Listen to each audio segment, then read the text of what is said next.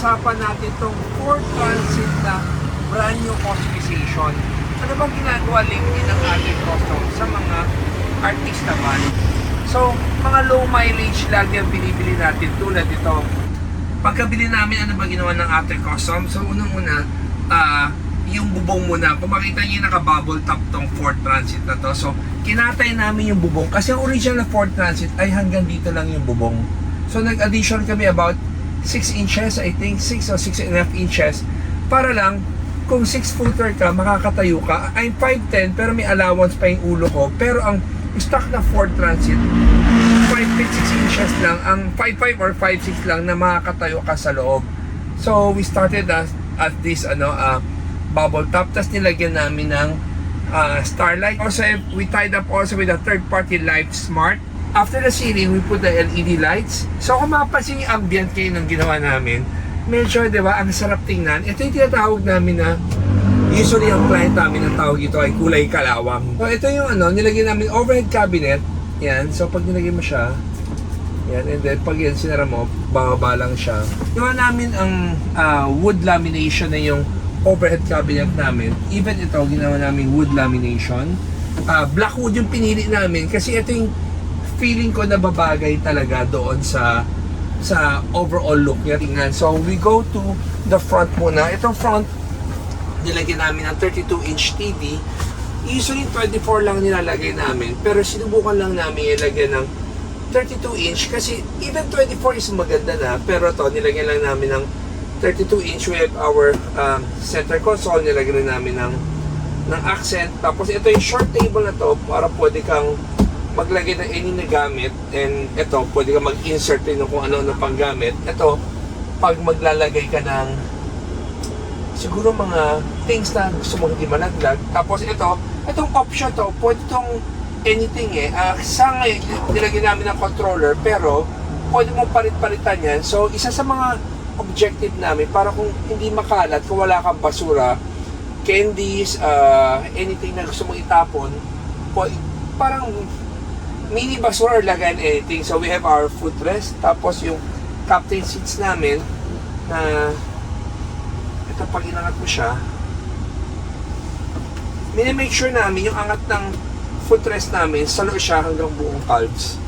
Ito, para pag bumabiyahe ka, relax na relax ka, hindi yung hindi yung parang mababa lang na ganyan. Tapos ito yung partner namin, ito yung kay Light Smart. Marami nagagawa itong function na to, from ilaw mo na kokontrol mo dyan, napipindot mo. Tapos, nilagyan rin namin ng itong saksakan common na. Pero pinakabago, meron lang siyang lagay ng Type-C. Tapos, again, we have our flooring na vinyl nga.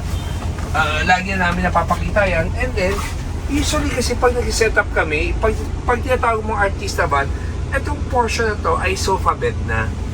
Pero, ang ginawa lang muna namin ngayon, ginawa namin pang family setup na merong dalawa pang upuan. So kung tatay, ilan ba nakakaupo dito? Yung sa harapan, tatlo na yan driver and 2-seater na normal seating lang. Pero sa likod, ito yung mga VIP seats. 1, 2, 3, 4, 5, 6-seater. So itong anin na to, makakaupo ka talaga ng komportable. At saka, pinahaba talaga namin ito para pag umupo ka, talagang salong-salo yung sa may tuhod mo.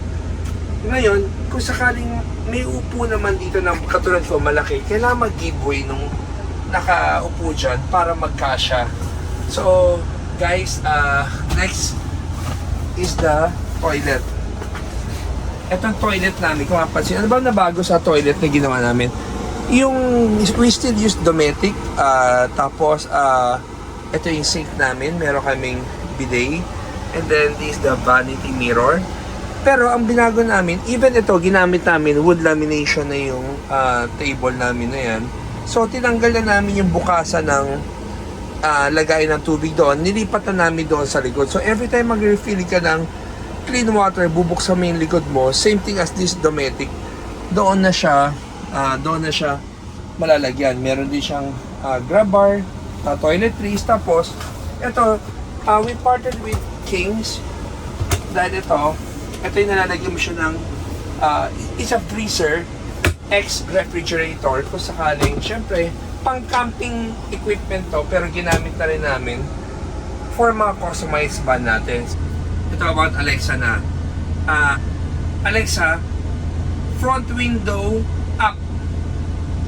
Okay. Ayun.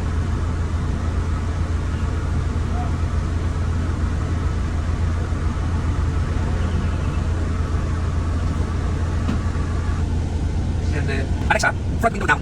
Okay. What the fast forward na ito? Alexa, all lights off. Okay. Ito. Alexa, all lights on. Okay. Alexa, side strip on. Okay. Alexa, head strip on. Ayun, sige dito na. Alexa, TV off. Okay. Alexa, TV on. Okay.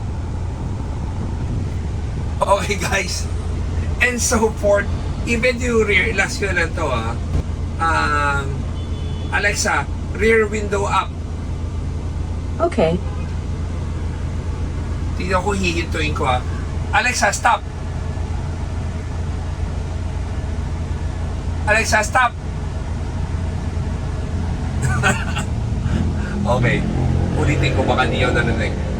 Alexa, rear window down. Okay. Alexa, rear window stop.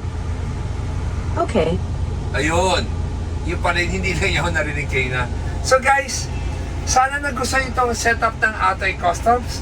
At kung sakaling maging interested kayo sa mga unit namin, tawag lang kayo sa 3411-5858. So guys, I hope nagustuhan nyo itong setup natin. At sana, bago kayo bumili ng second hand na Ford Transit, at least meron kayong idea kung ano ang dapat yung gawin. So guys, tanda nyo everyday sa blessing, huwag nyo kakalimutan yan. Ano man ang sitwasyon na meron ka, pray ka lang. Always remember, Jesus loves you, and God bless. Guys, riding comfort. Atoy headrest, 100% Pinoy.